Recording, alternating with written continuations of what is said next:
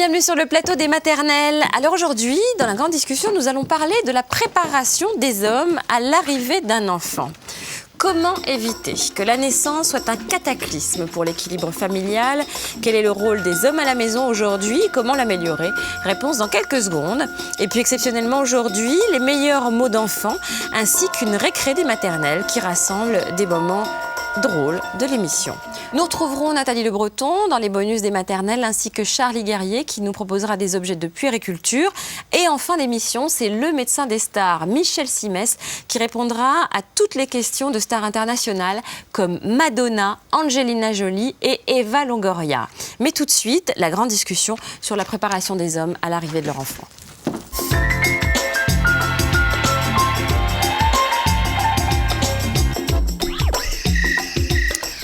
Attendre un enfant représente une bonne nouvelle pour 95% des couples quand ils s'entendent.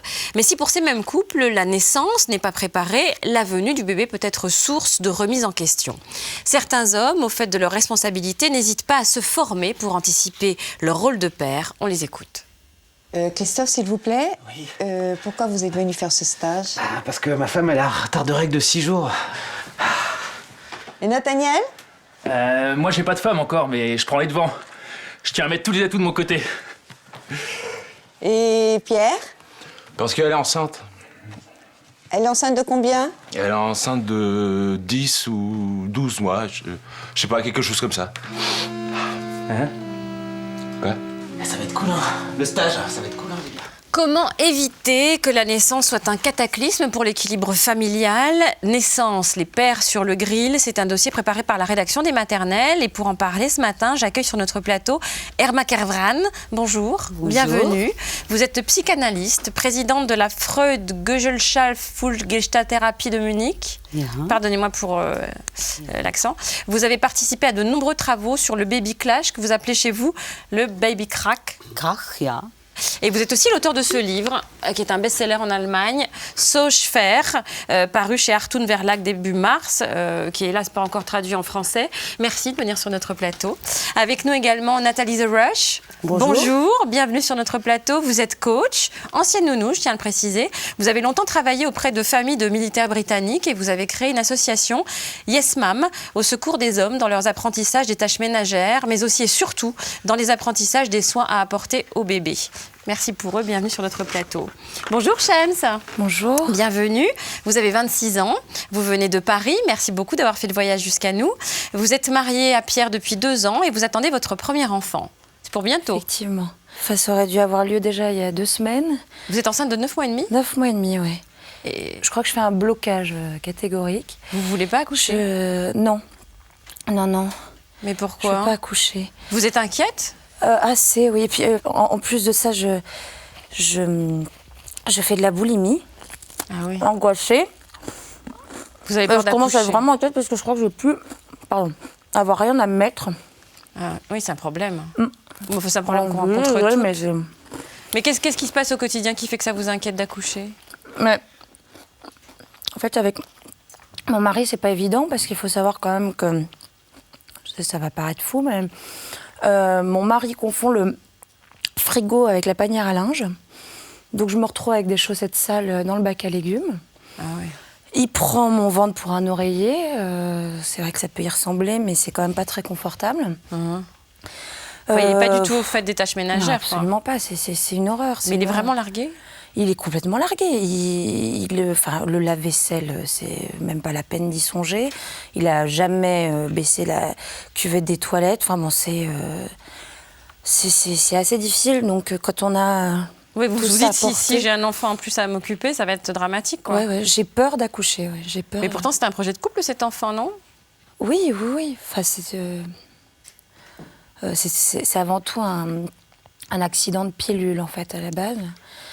Il se trouve que mon benet de mari a confondu mes pilules avec des pastilles pour la gorge. Donc, C'est lui qui a pris les pilules? et oui, 1 sur 2 à peu près. Donc je me suis retrouvée à prendre la moitié de mes pilules. Et Et vous êtes donc tombée voilà, enceinte. l'accident est arrivé.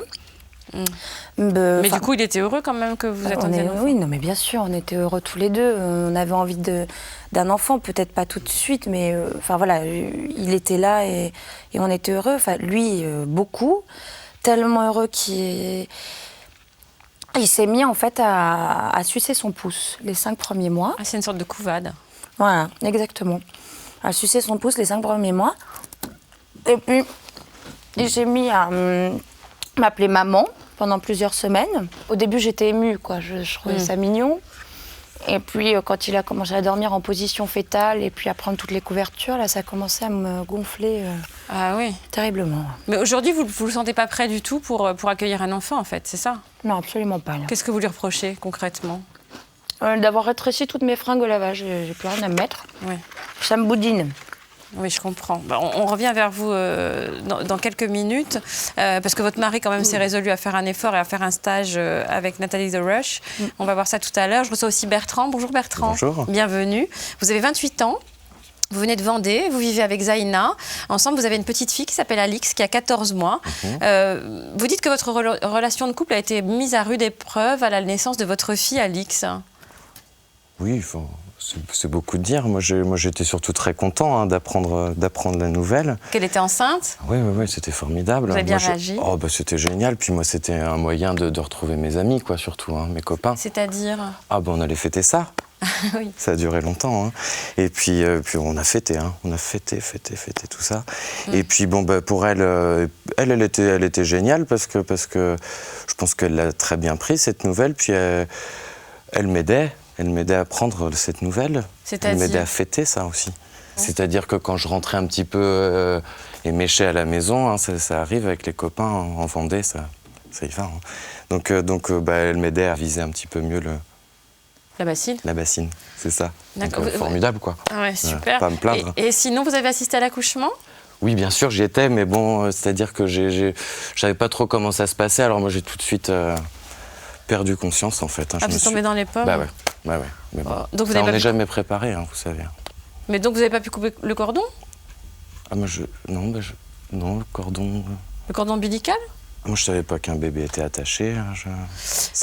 Bon, et les premiers temps avec le bébé, alors? Il y a eu quelques accidents, je crois. Alors, les premiers temps, c'était pas facile, faut dire. Alors, moi, j'ai eu quelques petites erreurs d'inadvertance. La poussette, très difficile, la poussette. Alors, j'ai deux, trois fois oublié le bébé dedans. Je l'ai aussi fait tomber un petit peu, tout petit peu, 3-4 fois. Avec la poussette? Ouais, mais pas de bosse, rien. Ouais. Rien. Elle est bien, votre fille? Elle est costaude. Qu'est-ce qui a fait que vous dites que ça a failli vous séparer, en fait, la naissance de votre fille? Mais c'est-à-dire que toutes ces petites erreurs accumulées, évidemment, les fêtes avec les amis, ma femme commençait un petit peu à en avoir marre, elle faisait beaucoup de choses. Parce que continuer les fêtes après la naissance? Évidemment. Encore plus, oui, bien sûr. C'était un nouveau cap, donc nouvelle fête. Qu'est-ce qui était le dur, alors? Elle criait beaucoup, elle commençait à crier beaucoup parce que moi, je rentrais tard, je devais peut-être pas être assez présent, alors elle criait beaucoup trop, ça devenait un petit peu insupportable tout ça. Pour vous? Oui, vous vous rendez compte, des cris tout le temps. Bon, on va voir dans quelques minutes que les choses ont quand même évolué en ce qui vous concerne. Irma Kervran, en quoi est-ce un choc pour les hommes d'apprendre que les femmes sont enceintes? Das ist ja vor allem un choc de l'inconscient. Car certains, c'est l'inconscient absolu, et d'autres hommes, c'est l'inconscient relatif. Et quand l'inconscient absolu frappe, ça peut être extrêmement violent. Vous avez eu des exemples? Tout à fait. J'ai vu des hommes qui tombaient et qui se blessaient. Et déjà, Freud le disait, c'est die Tragödie des kindlichen Konfliktes. Das ist nicht leicht, es ist sehr schwer. Oui, c'est intéressant. Freud est un maître, ça c'est sûr. Mais quelles questions, en fait, les hommes devraient-ils se poser avant de devenir père? La toute première question, c'est est-ce que je suis encore amoureux de ma mère? Et s'ils sont obligés de s'avouer que oui, alors là, il faut réagir immédiatement. Et en fait, le seul moyen, c'est une gestalt-thérapie, immédiatement. Une gestalt-thérapie. Parfois aussi une psychanalyse. Gestalt-thérapie plus psychanalyse. Mais il faut déjà répondre à cette question en préambule. Chez les hommes, le désir de paternité est-il latent? Im Unterbewusstsein wollen sie alle Vater werden. C'est ce que disait Freud. C'est ce que disait Freud. D'accord. Alors pour éclairer le point de vue de Freud, qui n'est pas accessible à tous, il y a d'autres chefs de file de la psychanalyse qui se sont exprimés sur ce sujet, non? Lacan, il disait la même chose que Freud. D'accord. C'est-à-dire? Im Unterbewusstsein wollen sie alle Vater werden, aber das ödipale Dreieck. Und Lacan ajoute l'angoisse de devenir père et de confondre le concept de père avec le concept de phallus. Car perversion, ce n'est jamais très loin de père sévère. Perversion n'est pas... Ah, oui, j'avais jamais vu comme ça. Nathalie The Rush, vous avez mis au point un stage de formation destiné aux futurs pères. Pour quelle raison? Écoutez, parce que j'ai constaté qu'il y avait un manque de ce côté-là, que souvent les jeunes couples, à l'arrivée du bébé, risquaient la crise. Ça se produit souvent. Et donc le couple est en danger, la famille est en danger, il fallait faire quelque chose. Mais parce que ce sont les hommes qui ne sont pas au point? Écoutez, souvent le problème vient du père, parce que vous savez, il y a une génération issue de mai 68, de garçons qui ont été surcouvés par leur mère. On voit les dégâts que ça produit aujourd'hui. Donc voilà, ils n'ont pas pris de bonnes habitudes, ils n'ont pas les bons réflexes. Et ça, je dois dire que il y a du travail à faire pour remonter, pour refaire le chemin en arrière et arriver à des résultats. Mais ça veut dire que la paternité n'est pas de l'ordre du réflexe? Pas du tout. Enfin, pour certains, en tout cas, on en est très très loin. Ah oui. Alors, vos stages existent depuis quand? Depuis 4 ans. J'ai commencé il y a environ 4 ans avec des stages expérimentaux au début. Et puis, j'ai constaté que ces stages rencontraient un énorme succès, ce qui m'a permis de développer assez rapidement ces stages à travers la France et aujourd'hui même à travers l'Europe. Et alors, comment se passent ces stages? C'est en 4 jours? Ça se passe sur 3 jours, sur 3 jours, à la Spartiate et en silence, plutôt dans une ambiance un peu militaire, parce qu'il faut des règles. Il faut remettre les choses en place dès le début. Pour réinstaurer les règles dans le couple. Voilà, et l'atmosphère militaire est assez propice à ce réapprentissage de la paternité. En général, les hommes font appel à vous à quel moment? Écoutez, en général, ce sont plutôt leurs femmes qui font appel à moi. Oui, je comprends. On a eu un peu de presse et donc, effectivement, certaines jeunes mères ont entendu parler de cette formation. Il arrive que certains se présentent spontanément ou s'inscrivent spontanément, mais c'est plutôt rare. Bon, justement, alors une équipe des maternelles vous a suivi pendant toute la durée d'un stage de formation. C'était dans votre local, au Lila. C'est un reportage de Jamie Chen et de Christophe Rivoiron. Bon, tu le fais ce stage, Pierre, tu le fais. Je peux pas le faire l'année prochaine. Mais comment ça, l'année prochaine? J'accouche dans 1 semaine. Tu te moques de moi ou quoi? Déjà? Oh, ça va, c'est bon. Non, écoute, Pierre, tu le fais ce stage. Soit tu le fais, soit moi, j'accouche pas. C'est simple. Ça va, je vais le faire. Je vais le faire ton stage. Je t'aime, ma poupoune. Oui. Entrez, je vous en prie. Pierre! Pierre, t'as oublié ton sac! Ah, t'es revenu. Ça va, poupoune? Allez, vas-y. Oui, j'y vais. Bisous, poupoune. Fais ton sac. Allez, monsieur, nous sommes en retard. Si vous voulez bien entrer. Excusez-moi. Allez, je vous en prie. Dépêchons-nous. Bon, alors à partir de maintenant, c'est moi qui commande. On va commencer par un entraînement. Vous avez 5 minutes pour être en tenue. OK? Oui, madame. Oui, madame. Yes, ma'am. Yes, ma'am. Yes, ma'am. Yes, ma'am. OK, go. Christophe, s'il vous plaît, Oui. Pourquoi vous êtes venu faire ce stage? Parce que ma femme, elle a un retard de règles de 6 jours.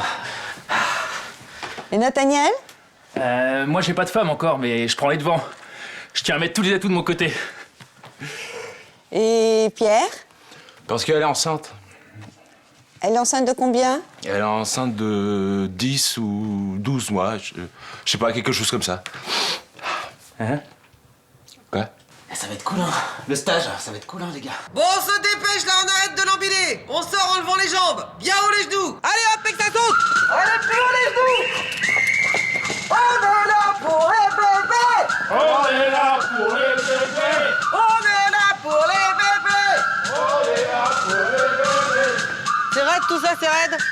Et 1, et 2, et 1, et 2, et 1, et 2, et 3, plus vite. 1, et 2, et 3. 1, et 2, et 3. Et 1, et 2. Et 1, et 2. Et 1, et 2. Et 1, et 2. Et 1, et 2, 1. Quiz. Nathaniel, qu'est-ce qu'on fait quand un enfant pleure? On appelle sa mère? Christophe. Et non, on le console. Prends dans ses bras. Bravo, Christophe. C'est bien. Prêt pour leur passage? Yes, femme!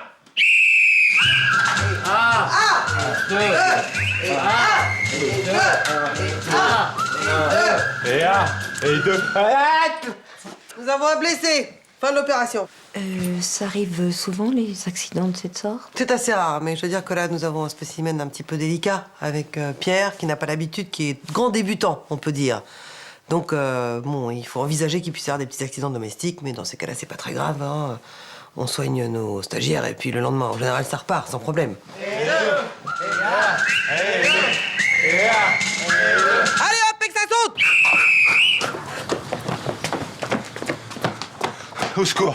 Au secours, sortez-moi de là. Appelez ma mère, c'est le 06 84 84 06. Pierre, on va faire une machine de blanc. Alors, à combien on lave? C'est écrit dessus, faut regarder, mon pote. Alors, qu'est-ce qu'il y a écrit? PG. Alors maintenant, la lessive, comme on a appris, en 3 mouvements.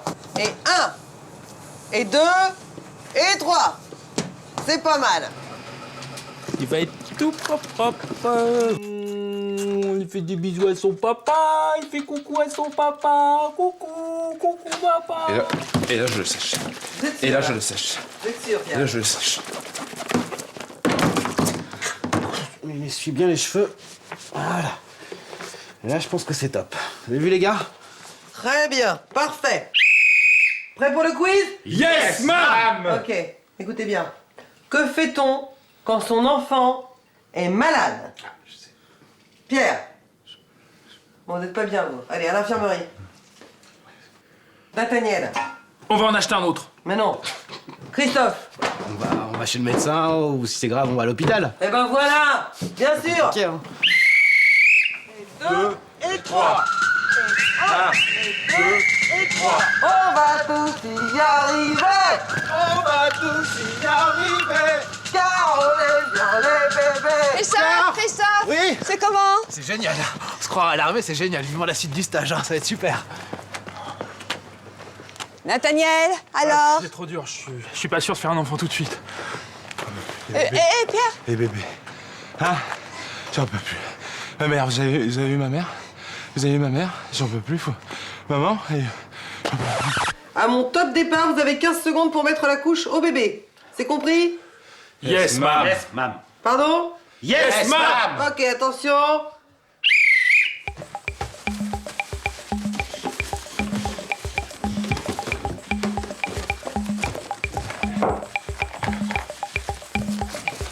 Prête? Bravo! C'est fini, vous pouvez poser les couches, c'est trop tard. Quiz. Quand doit-on coucher un enfant? Nathaniel. Quand c'est l'heure du match? Ou à la mi-temps. Ou à la mi-temps. Ah oui. Attention, vous êtes prêts?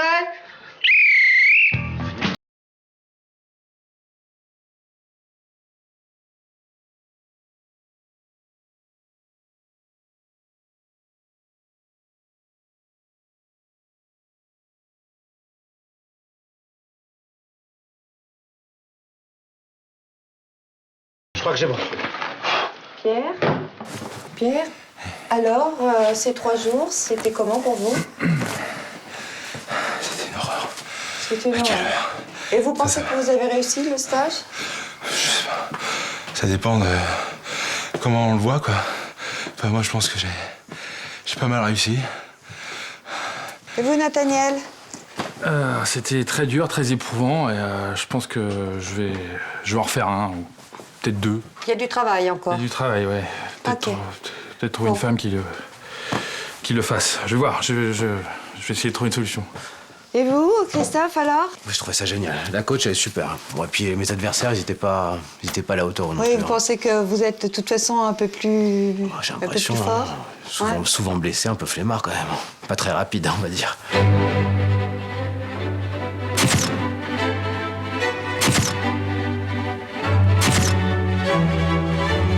Bon, messieurs, avant de partir, Un dernier petit truc que je voulais vous apprendre. Il y a une chose très importante quand on veut garder sa femme et sa famille, c'est le petit bouquet de fleurs. Comme ça, à l'impromptu qui fait plaisir. Alors le geste est celui-là, hop, hop, hop. Voilà, à bientôt. Hop, hop, hop. Allez, au revoir. Oh, Poupoune, t'es reviendu. Qu'est-ce qui t'est arrivé, là? Hein? Qu'est-ce qui t'est arrivé? Tiens. Oh là là. Oh, Ah, mais pardon. qu'est-ce que c'est que cette horreur?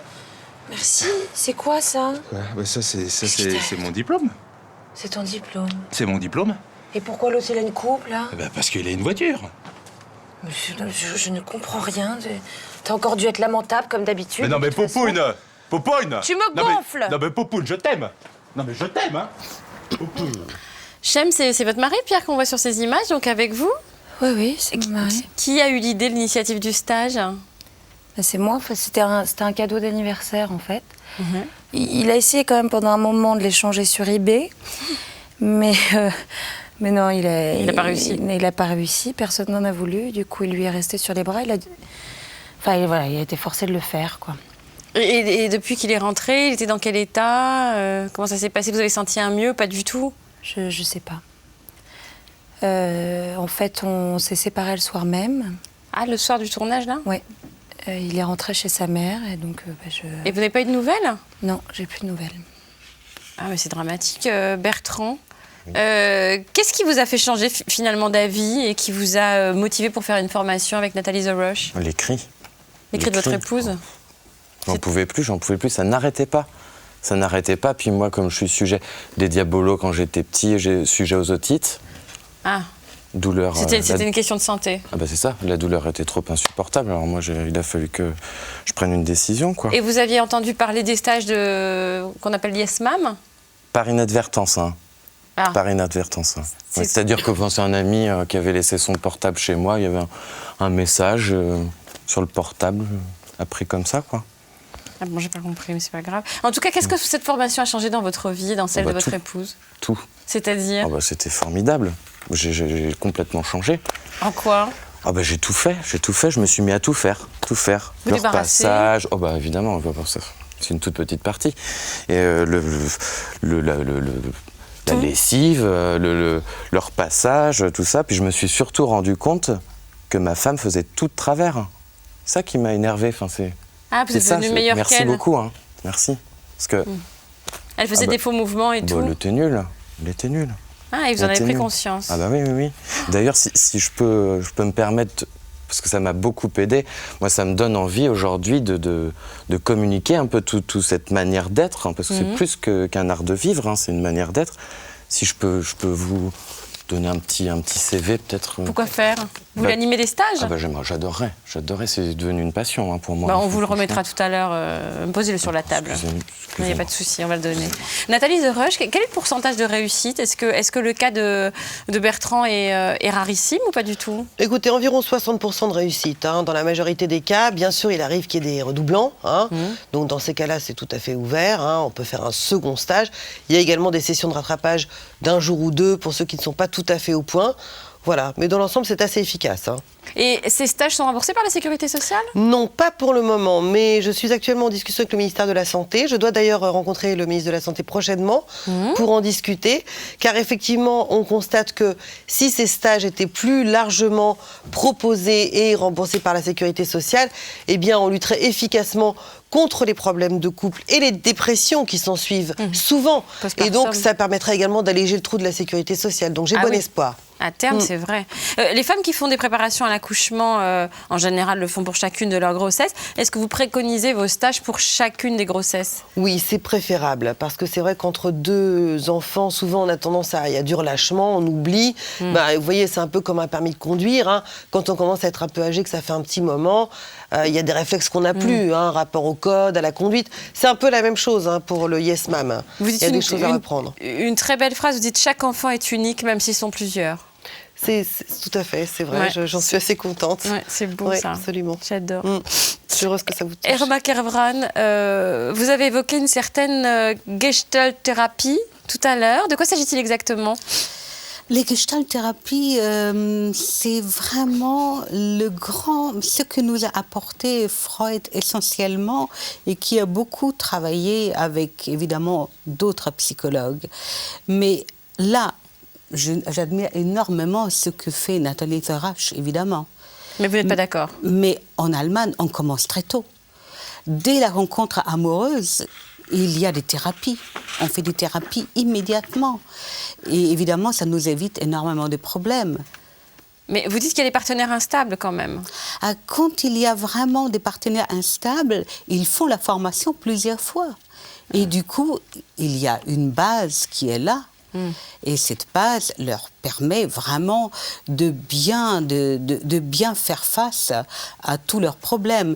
Die gestalttherapeutische Psychothérapie hilft allen sehr. Ah oui, et vous dites qu'il y a d'autres hommes qui participent aussi au National Wettbewerb. Manchmal, ils deviennent tellement enthousiastes qu'ils participent volontiers au National Wettbewerb der Hausmänner. Ils deviennent des hommes au foyer parfaits. Ah oui, il y a un Comme concours Bertrand. national d'hommes au foyer en Allemagne, c'est vrai. Voilà. Hein. Et alors que c'est une institution chez vous, comment expliquez-vous qu'on ait un tel retard en France? C'est 68, parce c'est que vraiment, 68 et aussi les femmes, parce que les femmes en France, elles ont tendance à confondre la psychothérapie et la thalassothérapie. Ce n'est pas la même chose. Ah, bien sûr. Donc effectivement, il faut travailler, Mais à l'époque de 68, vous avez vu d'un très mauvais œil d'ailleurs ce qui se passait en France, et vous avez une action majeure. On était très inquiets, on a fait des concertations, et quand on a vu ce qui s'est passé en France avec cette révolution qui était en train de monter, et quand on a vu chez nous ça bouger, on a envoyé Daniel Cohn-Bendit en France pour terminer ses études.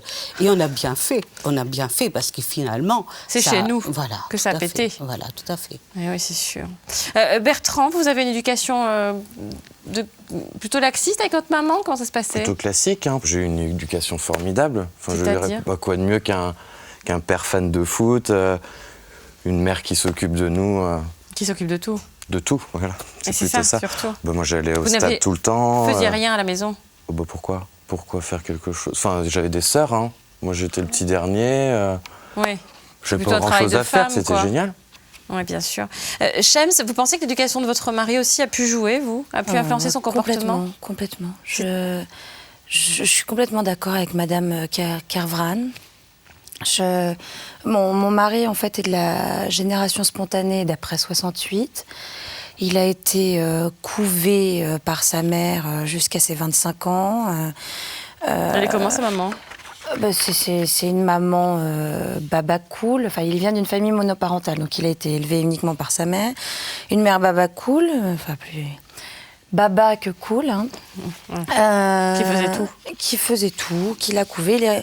Il est resté un Tanguy jusqu'à ma rencontre, quoi. Oui, c'est ça. Jusqu'à sa rencontre avec moi. Et en fait, moi, mon travail a consisté à le déséduquer complètement. Vous n'avez peut-être pas échoué, parce que même si vous n'avez pas de nouvelles de Pierre depuis la fin du stage, en fait, il est en train de nous voir et il nous a appelés. Est-ce que vous nous autorisez à l'avoir au téléphone? Bon, attendez, je vais lui parler, moi. Allô, Pierre? Allô, oui? Bonjour, Pierre, comment allez-vous? Bonjour. Bah, ça va pas très bien, Pourquoi? Bah, est-ce que je peux parler à Popoune, c'est urgent? Passez-la moi. Bah, elle est à côté de nous, elle vous écoute, vous voulez bien lui parler? Elle vous écoute, elle vous entend. Popoune, je t'aime. Je me suis réinscrit au stage, comme ça, après je pourrais rentrer, hein? Oui, enfin, t'es sûr? Tu vas faire des efforts? Si je te le dis, Popoune, je t'aime. D'ailleurs, là, j'y vais, je suis devant chez la coach, là. Mais elle est pas là, alors bon, bah, je l'attends. Mais non, elle est ici. Ah, bonjour, coach. Oui, mais vous êtes sûr que vous allez faire un effort?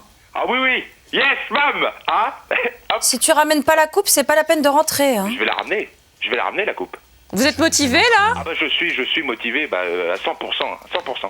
Ah. Mais vous sentez capable de décrocher le diplôme IESMAM? Ah bah je vais essayer, mais je vais tout tenter. Essayez? Ah non, mais je vais réussir. Et dites IESMAM? Yes, mam. Qu'est-ce que vous en pensez, coach? Pierre a fait des progrès lors de son premier stage, c'est incontestable. Maintenant, c'est sûr qu'il y a encore du chemin à parcourir, hein. Donc c'est pas gagné, hein. Je prendrai pas des plans sur la comète. Je pense que néanmoins, c'est quand même un couple qui reste en danger. Oui. Hein. Mais Pierre a l'air motivé, donc je pense que ça va dans le bon sens. Je ne perds pas espoir. Shems, c'est un sacré revirement, puis vous n'aviez pas de nouvelles. Ça vous étonne? Vous êtes prête à donner une deuxième chance? Vous vous sentez pas très bien? Non, je suis très contente. Enfin, C'est ce que vous espériez quand même? Oui, c'est ce que j'espérais, mais il aurait pu attendre la fin de l'émission parce que... Mais vous êtes en train de perdre les os, là. Oh là là, génial, un accouchement en direct. On n'a jamais eu ça. Mais ça y est, vous êtes décidé à accoucher, c'est formidable. Oh, génial, j'adore. Oh. Bon, est-ce qu'on peut appeler quand même quelqu'un? Bonjour. Bonjour. Ah oui, il y a une femme qui accouche. Vous pouvez l'aider à accoucher? Mais vous êtes en train de perdre les os, madame. Venez. Non, faites ça ici, c'est mieux pour l'audience. Ah non, mais si. Oh, c'est pas sympa. Allez. Allô, Vous Poupoune? pouvez marcher. Elle est en train d'accoucher, Pierre. Ah, Poupoune! Attends-moi! Poupoune, Allez.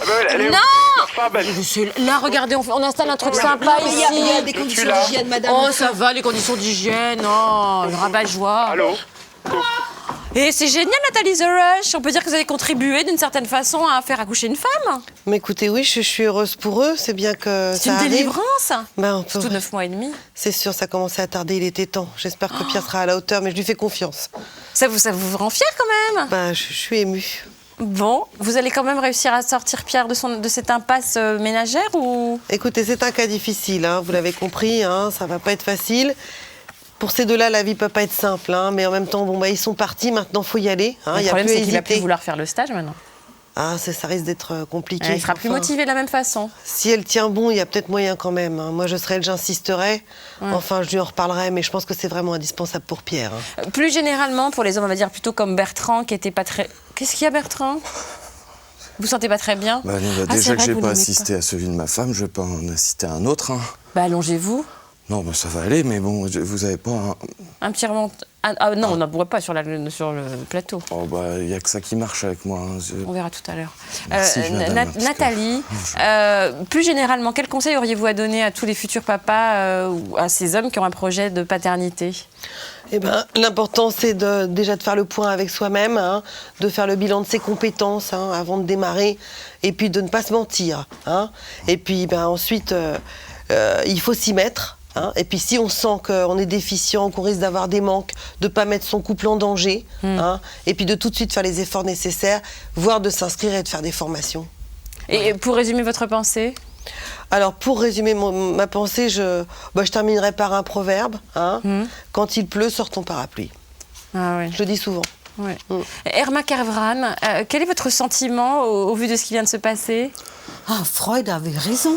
Il avait raison in seiner Schrift vom Ich und Es.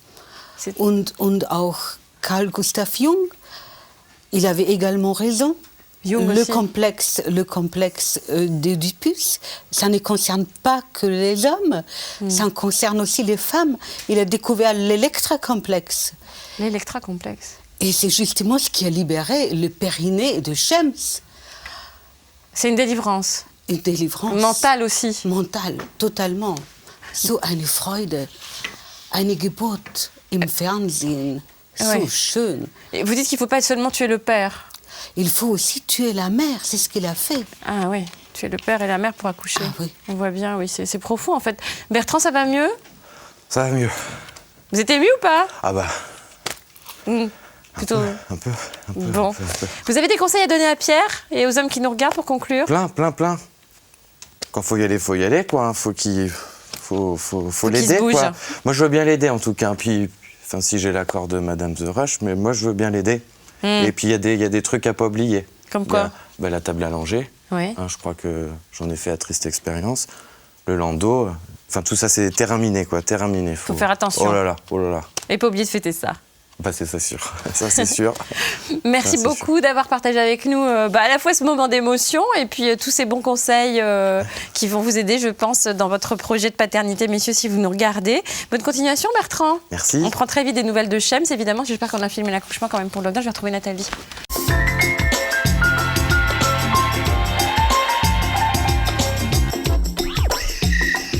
Bonjour Nathalie. Bonjour Karine. Il y a encore du boulot. Hein.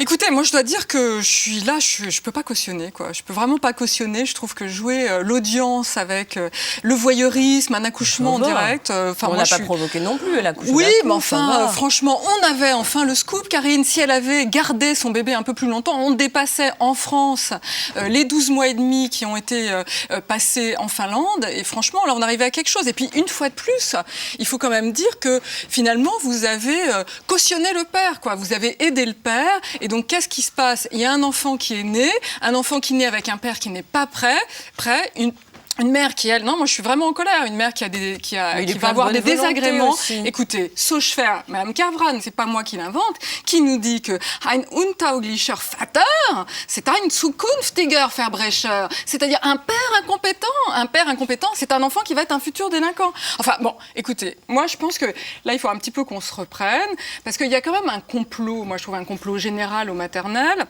On parle toujours des pères et on se sert du fait de parler des pères pour en remettre sur la mère qui a tous les torts, pour faire le procès des femmes. Je ne sais pas si vous êtes d'accord. Non, mais attendez, on a quand même entendu là tout à l'heure la femme qui surcouvre son petit, la femme française qui confond la thalassothérapie et la psychothérapie. C'est un peu vrai.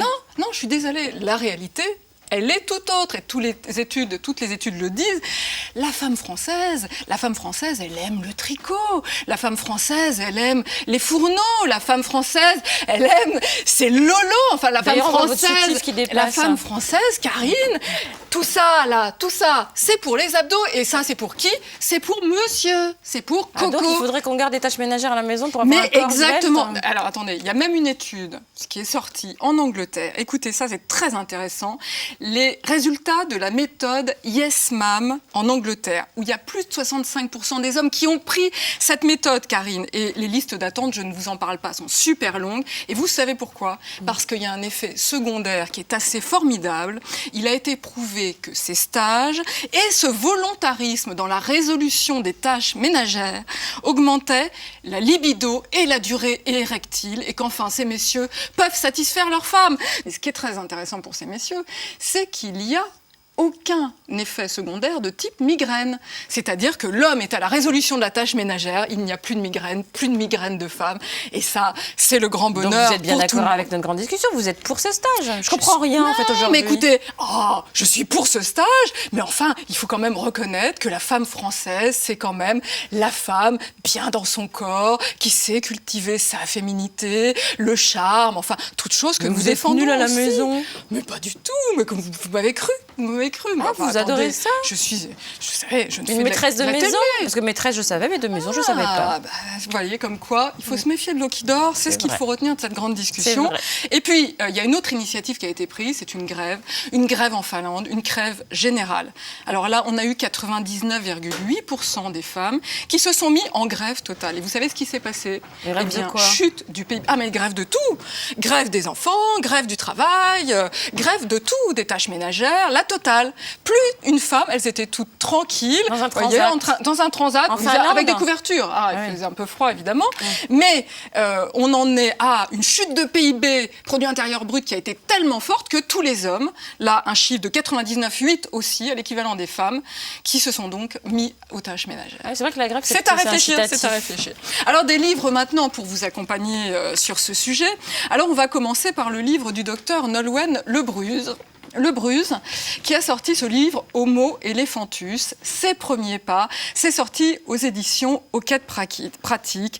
Et là, c'est un livre très intéressant, puisqu'on sait qu'aujourd'hui, nos enfants restant plus de 9 mois, mais ils sont un petit peu comme les mammifères, ils sortent, ils sont prêts. Il y a un chapitre très intéressant sur les vitamines. Pour choisir d'avoir un enfant plutôt artisan, ou alors un enfant plutôt chef d'entreprise, à vous de choisir, il sort, il est fait. Vraiment une méthode très complète pour vous dire, voilà, j'ai 15 mois, si on pouvait enfin dépasser ce terme et aller même, vous voyez, à 18 mois de grossesse, on aurait enfin l'enfant parfait, l'enfant rêvé, l'enfant imaginé. On aurait le temps de s'y préparer, en tout cas. Alors, je continue avec Nelly Le Bolloc. Alors, on est sur un angle plus psy, ici, avec Qu'il se démerde, aux éditions Mi-Chapon. Qu'il se démerde, et alors ça, c'est assez bien vu. C'était donc une femme qui s'est dit que devant la réticence des hommes à aller vers la tâche ménagère, la tâche familiale, il fallait donc inventer une méthode éducative qui permette de libérer enfin la femme.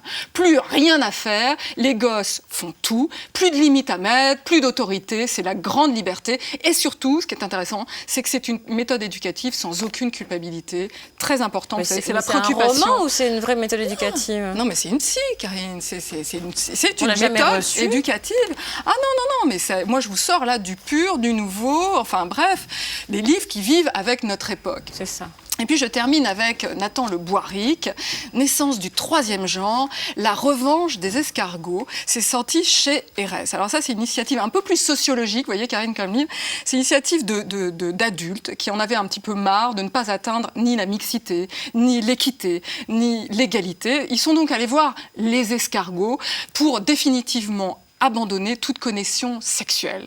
Donc ils sont allés voir cette communauté des escargots à Verneuil-sur-Terre, sous terre, excusez-moi, et là ils ont été complètement convaincus. Donc plus de sexe, plus de sexualité, ils ne font plus que baver. Voilà. Mais les escargots sont hermaphrodites. Et justement, il n'y a plus de question de sexe. À partir du moment où ils sont hermaphrodites, il y a l'équité obligatoire. Reconnaissez-le, Karine. C'est un très bon truc scientifique. Eh ben oui, mais vous disiez qu'il fallait faire l'amour et tout ça, donc là c'est plus... Ah, mais ça n'empêche pas. Mais comme ça, il n'y a plus de dominant-dominé. Voyez. Mais attendez. On est sur l'équité. Alors je vais continuer. Je vais continuer avec Nancy Lebrest. Alors les livres pour enfants. Alors là, c'est un livre vraiment très chouette. Comment j'ai renvoyé mes parents dans le ventre de leur mère.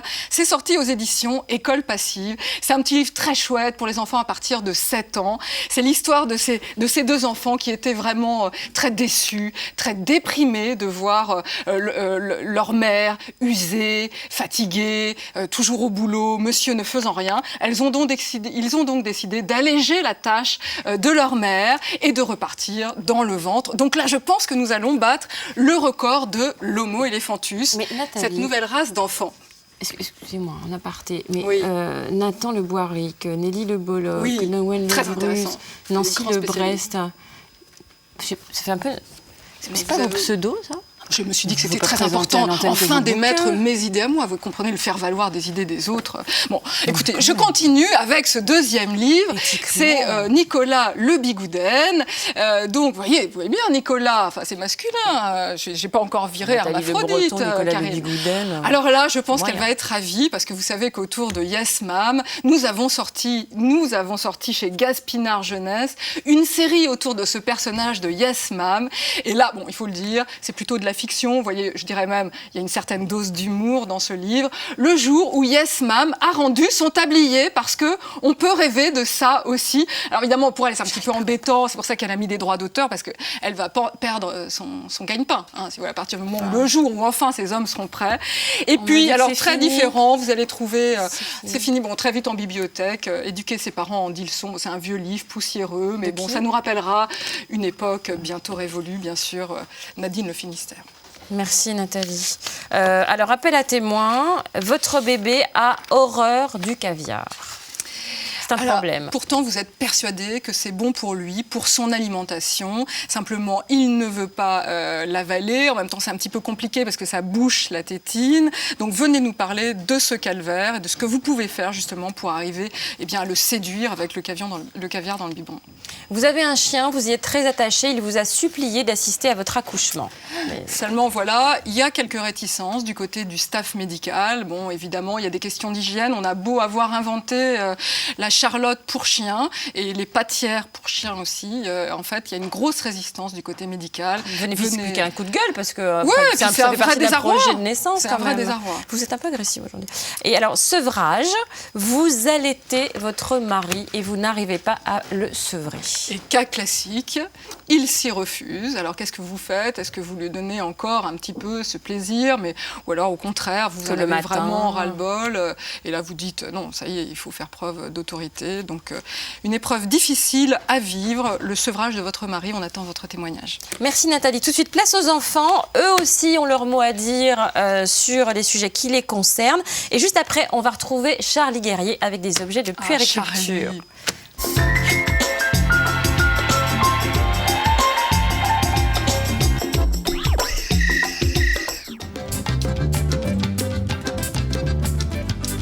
Ça veut dire qu'on trouve quelqu'un belle ou alors on a fait quelque chose de gentil et après le cœur il fait boum boum et après ça veut dire qu'on est amoureux. Mes parents ils disent que c'est bien d'être amoureux mais il faut pas avoir trop d'amoureux dans la vie parce qu'après ça peut devenir compliqué. C'est quoi un chagrin d'amour? Un chagrin d'amour, c'est quand on aime quelqu'un qui vous aime pas. Ça se peut pas? Non mais ça se peut pas si on l'aime, elle nous aime. Elle-même. Ça n'existe pas les chagrins d'amour alors? Moi je n'en ai jamais eu en tout cas. Et toi t'en as déjà eu? Quand? Oh, plein. Avec qui? Oh, avec plein de garçons. Pourquoi ils voulaient pas? Ils voulaient pas. Et toi tu pleurais? Ouais. C'était quand t'étais petite? Oui, c'est quand j'étais toute petite. Et comment tu savais qu'ils voulaient pas? Parce que je leur ai demandé. Et alors ils ont dit non, ils t'ont filé des coups de pied? Ouais. C'est vrai? Ouais. Vrai? Oui. Oh là là. Après ils ont fini par t'aimer? Ils ont jamais fini par t'aimer. Et tu les as jamais dit de gros mots? Si? C'est vrai? Parce qu'ils t'embêtaient? Alors peut-être qu'ils t'aiment pas à cause de ça. Peut-être.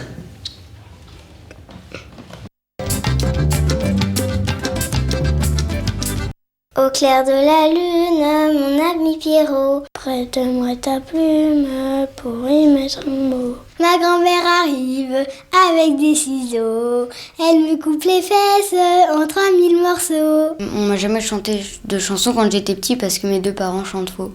Joyeux anniversaire, le gâteau tombe par terre, sur les pieds de ma grand-mère, et ça pue le camembert. Je pars complètement quand je chante.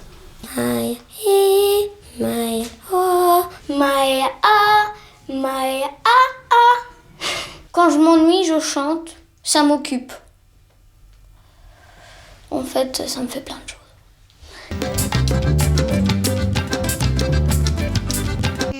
Les blagues.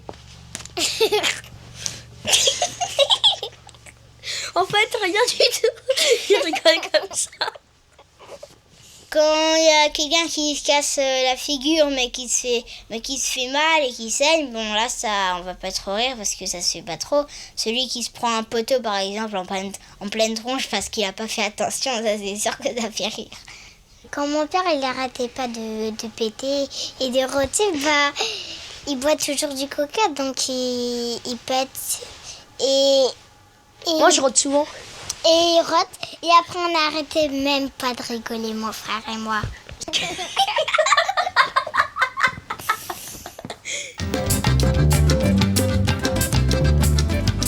J'ai pas trop envie d'avoir de la moustache, moi. On s'est souvent moqué de mes poils parce qu'on me traite de gorille. Donc un jour, je les ai rasés. Enfin, pas tout, mais la moitié. Je trouve que je ressemble un peu à un guignol. Oui, je me trouve beau un petit peu. T'es un beau gosse?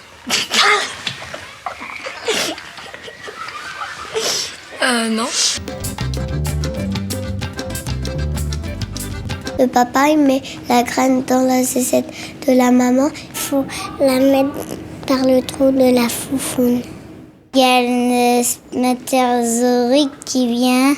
La petite graine, elle va rejoindre la grosse. Après, ils sont serrés. Après, c'était devenu tout rond. Ça devient une boule. Et la boule, elle devient de plus en plus grande. Et après, ça devient un bébé.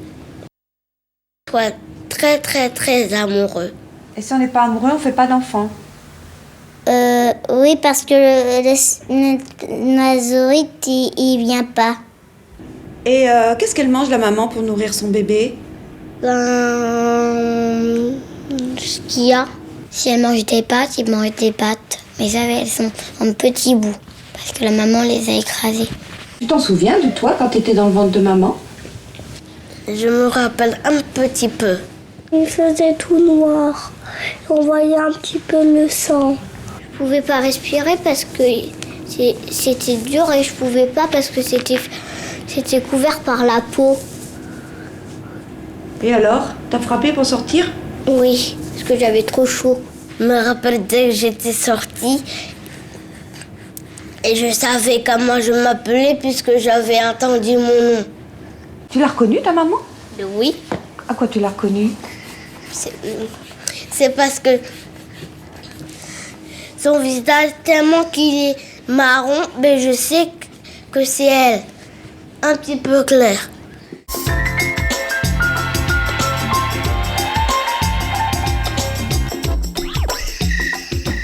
Bonjour Charlie. Bonjour les filles. Vous allez bien? Je vais très bien. Alors aujourd'hui, j'ai une chronique un peu spéciale, on va dire. Alors je vous explique. Depuis 7 ans, date de création des maternelles, un téléspectateur, un papa, me sollicite pour que je parle d'objets qu'il a spécialement fabriqués pour les enfants. Alors il a un air un petit peu Einstein, voilà. Ouais, un petit professeur Nimbus. Oui, voilà. Un créatif, quoi. Un créatif. Il s'appelle Guénolé Azertiop. Exactement, voilà. Il s'appelle Guénolé Azertiop et il est très inventif et très créatif. Oui, il a beaucoup d'enfants. Je crois qu'il en a 17. Je sais pas. Vous si, parce qu'il m'envoie aussi des mails. Ah d'accord, ok. Oui, mais là c'est très inventif. Alors on va voir que tout ce qu'il a créé, ça va changer complètement le quotidien des jeunes parents d'aujourd'hui. On va commencer par celui-ci. Alors ça c'est pas mal du tout parce qu'il a remarqué quand même que les papas, on voit qu'il a 17 enfants, savent pas très bien mettre le lait en poudre dans les biberons. Voilà ce que ça donne, un peu de choses près. Voilà, c'est comme, vu que les boîtes sont très grosses, c'est quand même pas très facile. Là, ce qu'on voit, oui, mais non, mais à mon avis, il le fait vraiment comme ça. Ouais. Donc il a inventé un truc qui est très ingénieux, je trouve. C'est l'entonnoir géant. Regardez comment c'est fait. Vous mettez le biberon là, l'entonnoir géant que vous déplacez comme ça, et ça va venir se mettre directement dans le goulot du biberon. Et le papa va pouvoir verser son lait en poudre. Alors s'il rate l'embouchure, c'est que vraiment il est maladroit parce que quand même là il y a de la place. Mais c'est super parce que ça retire les grumeaux en même temps. Regardez. Exactement, ça retire les grumeaux. Il reste plus ensuite qu'à ajouter de l'eau évidemment, et puis ça vous fait un biberon. C'est-à-dire que même s'il n'est pas à jeun, il aura plus d'excuses, il pourra faire un biberon. À mon avis, oui, exactement. Mais alors, ça c'est pas mal. Alors vous remarquerez que ça prend pas tellement de place et c'est en même temps c'est très coquet dans une cuisine. On peut le repeindre en couleur de sa cuisine. Ah, on fait comme on veut, oui. Bien, alors on va passer à une deuxième invention aussi qui est très bien, vous allez voir, il a vraiment beaucoup d'idées. Alors ça c'est extraordinaire, un écou de bébé. C'est un écou de bébé. Alors on replace quand même dans la situation, Nathalie, vous êtes au courant. Le bébé naît, il dort dans une chambre à côté. Pourquoi la maman se lève-t-elle à chaque fois dans la nuit? Le père dit, mais écoute, je ne l'entends pas pleurer. J'aimerais bien me lever, mais je ne l'entends pas pleurer. Et là, Guénolé, il a trouvé la solution. Parce que c'est comme si les hommes, en fait, étaient rétifs aux pleurs du bébé. Comme ils deviennent sourds. Non, mais ils deviennent sourds. Et donc, c'est un appareil qui fait quoi? Qui transforme le pleur du bébé en un bruit qui va réveiller l'homme. Qui va réveiller uniquement le papa. Alors, regardez d'abord. Alors là, c'est la machine. Alors, elle est très jolie. Le bébé pleure, ça s'allume et on va entendre. Ça passe par la machine. Exactement. Et regardez ce que le père entend à la place des ouins. Attention, il rentre dans la surface de réparation, il va tirer, oui, Ça tout de suite, c'est sûr. C'est une merveille pour les papas sportifs. Mais il y a aussi une deuxième catégorie, on va entendre un son un peu plus doux. Aujourd'hui, à la Bourse de Paris, 90% de hausse sur les indices refuges du CAC 40 qui présentent désormais un placement de bon père de famille. Voilà, c'est génial, 90% d'augmentation. Le père... Voilà, exactement. Et il se lève et il sait qu'en fait c'est son bébé qui pleure. Voilà. Et la maman évidemment ne se lèvera pas à ce moment-là parce qu'elle va pouvoir dormir. Pas du tout concernée. Dormir complètement tranquille. Non, absolument pas. C'est extraordinaire. C'est assez joli aussi. C'est pas on peint aussi comme on veut. Alors il y a une autre invention fantastique. Oui, ça c'est un peu spécial. D'après Guénolé, c'est son invention la plus réussie parce que c'est le traducteur de pleurs, Karine. Parce qu'on ne sait jamais quand son bébé pleure ce qu'il a exactement. C'est l'angoisse même des primipares, vraiment. Exactement. Tout un apprentissage. Écoutons un bébé qui pleure. Jaune, ça veut dire qu'il a faim. Ça analyse les pleurs et ça les transforme, et comme ça on sait ce qu'il a exactement. Exactement. Et ça veut dire qu'il a fait caca.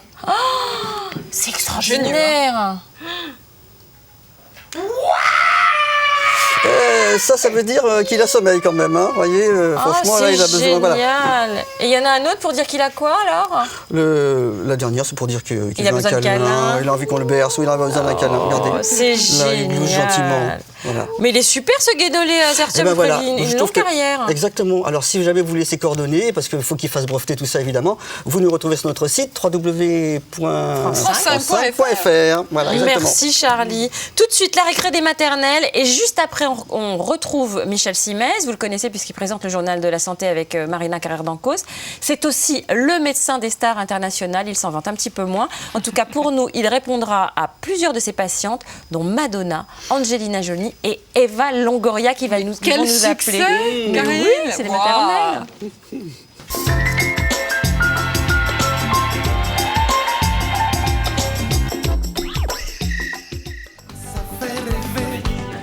Ça fait vibrer, ça fait danser.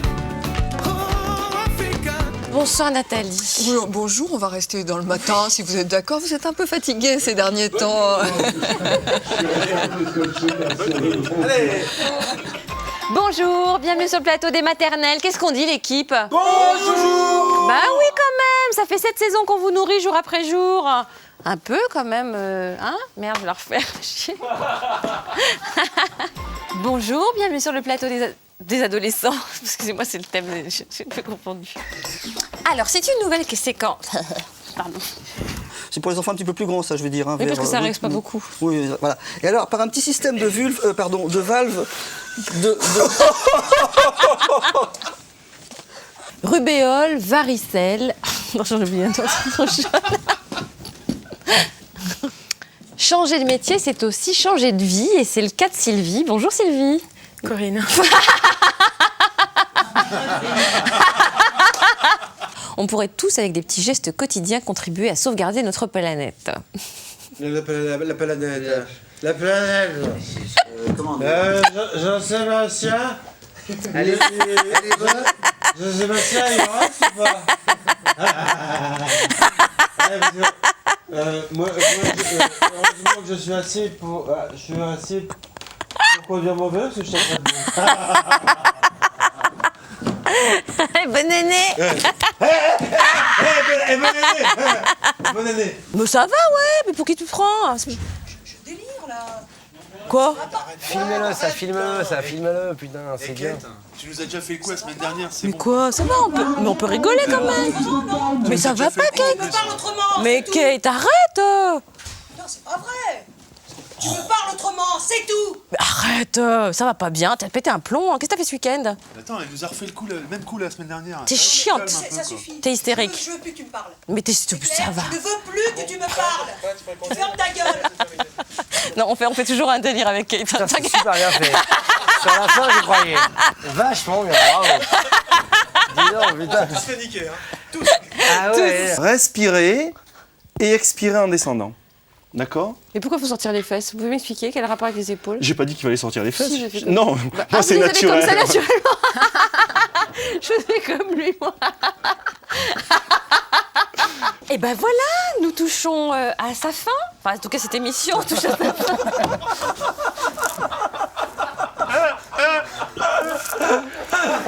C'est la fatigue là. Hein. Ouh là là. Être enceinte, c'est beau, mais un jour, il va falloir qu'il sorte, ce bébé. Non. Ah, toi aussi, tu as peur d'accoucher? Non. Mais si, toi aussi, tu es paniquée à l'idée de devenir mère. Pas du tout. Je suis gros. Ah. Bon, alors, pour toutes celles qui ont vraiment peur d'accoucher, rendez-vous sur le plateau des maternelles. Hein.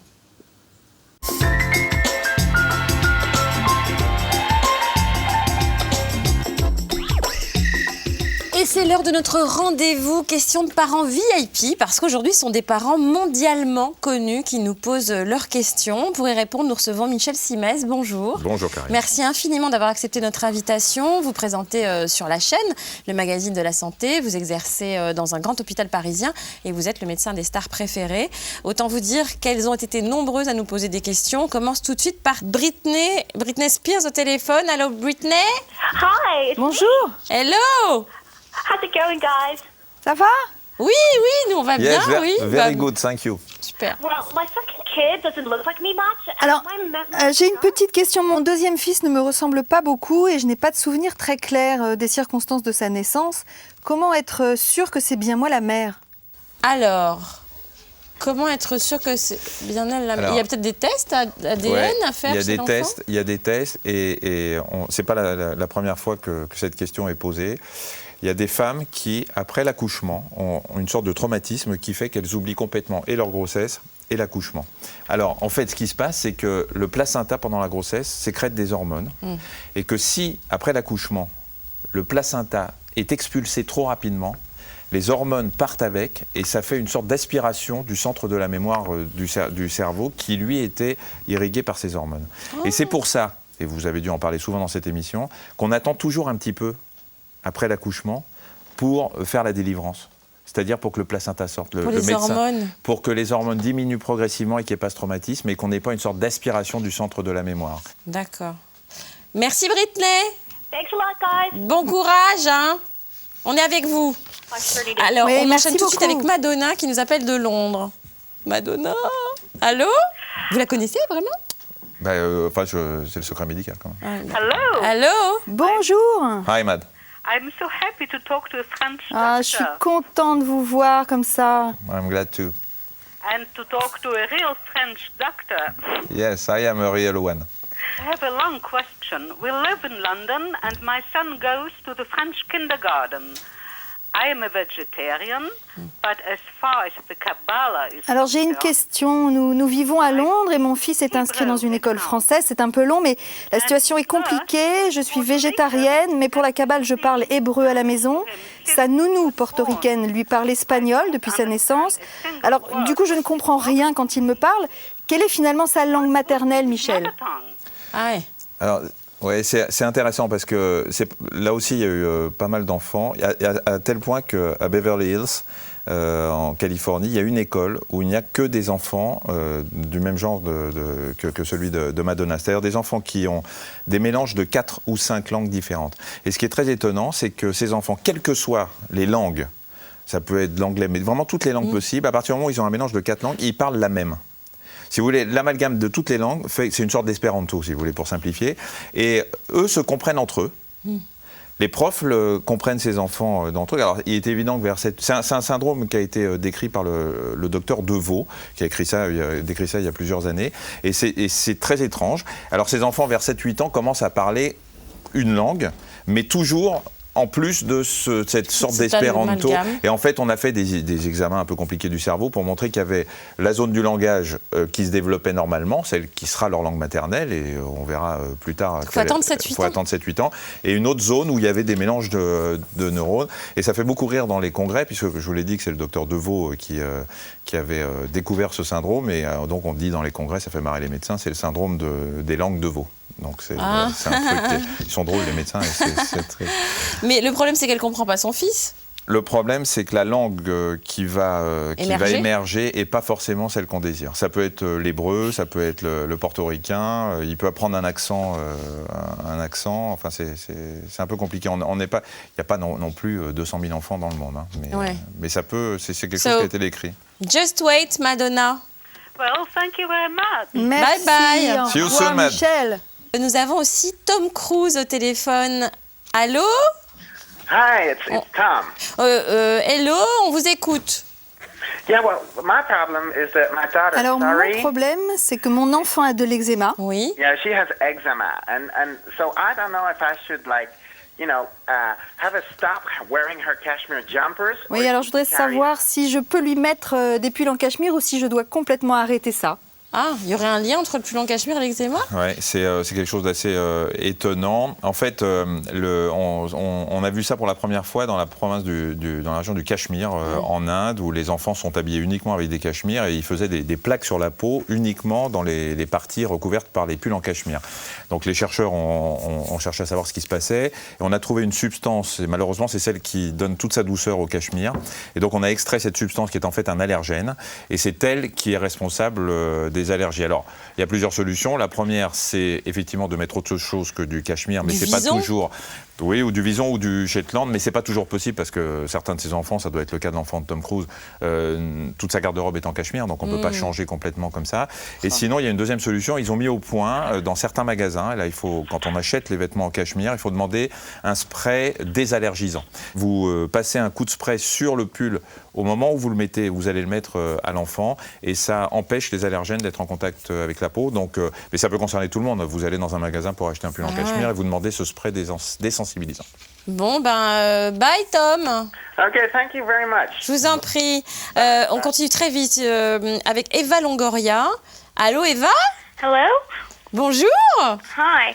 On vous écoute, on est contente de vous entendre. Okay, thank you. Well, I have a problem. I'm 3 months pregnant. Mon problème, c'est que je suis enceinte de 3 mois. The studio asked me to play a pregnant Mais woman. personne n'est encore au but the courant. acting is in 7 months. On me propose de jouer le rôle d'une So, femme my enceinte, mais question le is, tournage what est can dans I do 7 to mois. stay pregnant longer? Comment est-ce que je peux faire pour prolonger ma grossesse, pour être dans les bonnes conditions au moment du tournage? Ouais, ça, Mais attendez, c'est un scoop, hein? Qu'elles sont enceintes ou Bah qu'elles oui, veuillent prolonger sa grossesse? Les deux, non, mais qu'elles soient enceintes, personne ne sait, elle disait. Et bien comme ça, voilà, ça fait un scoop pour les maternelles. C'est une question très intéressante. Comment empêcher l'enfant de naître? Alors il y a deux façons. Soit les premières contractions ont commencé, et à ce moment-là, les médecins ont mis au point une sorte de bouchon en silicone qu'on va mettre directement dans le col de l'utérus et qui va empêcher l'enfant de sortir. Il pourra pousser tant qu'il veut, il ne pourra pas sortir. C'est bien. La deuxième chose, si on s'y prend un peu plus tôt, c'est de faire des sutures du col de l'utérus. C'est une suture très particulière. On va recoudre le col pour le fermer avec un fil qui va dépasser un peu comme un tampon. Et au moment où on va vouloir accoucher, on tire sur le fil et ça s'ouvre un peu comme une fermeture éclair. Ce qui fait que l'enfant pourra sortir. Mais la difficulté, c'est que comme l'enfant va continuer sa croissance in utero, d'abord il va avoir les cheveux qui vont pousser parce que c'est dès la naissance, c'est dès le 9e mois et on va avoir un enfant qui va naître avec les cheveux un peu longs.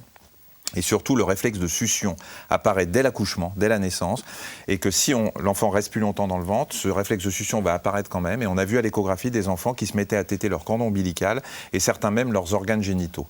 Donc effectivement, il faut pas être... Mais 2 mois, c'est envisageable, prolonger de 2 mois, 2-3 mois?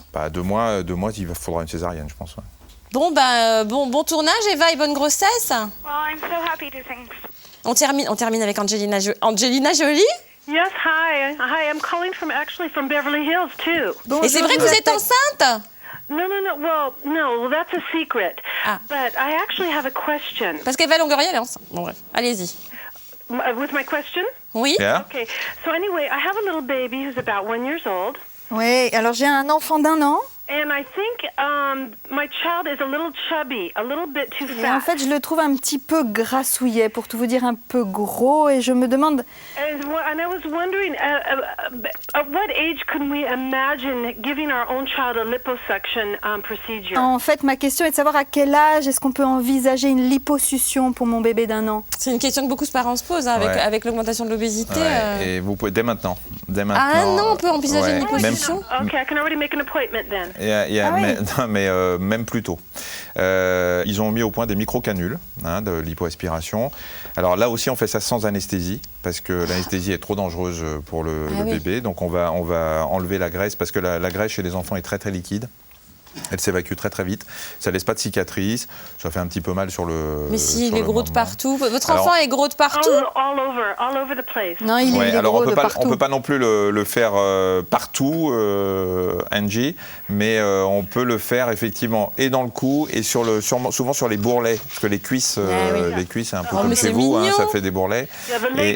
Comme chez moi. Ouais. Et comme ses jambes sont très grosses. Et donc on peut le faire aussi. C'est des micro-canules et vous trouverez ça à Beverly Hills aussi. Okay, thank you. Le mieux, c'est... On mettra évidemment toutes les coordonnées de toutes ces institutions fantastiques sur Internet. Merci beaucoup, Michel, d'avoir été complice de cette émission spéciale 1er avril. Juste après la pub, on n'est pas que des parents. Plus sérieusement, dans Les Pieds sous la table, Virgile nous vantera les mérites de la sieste, Sophie nous donnera des conseils pour retravailler et Marietta nous emmènera en Espagne. Mais avant, il y aura beaucoup de romantisme puisque nous allons parler des anniversaires de mariage. 2 ans ou 20 ans, quel bienfait apporte-t-il dans la vie de couple? Réponse juste après la pub. Et vous aurez bien compris que nous sommes le 1er avril et que donc Les Maternelles était une émission pour de faux. Nous, on a bien rigolé. Merci à toute la rédaction, merci à toute la production et à l'équipe de réalisation qui a fait ce travail formidable. A tout de suite, plus sérieusement.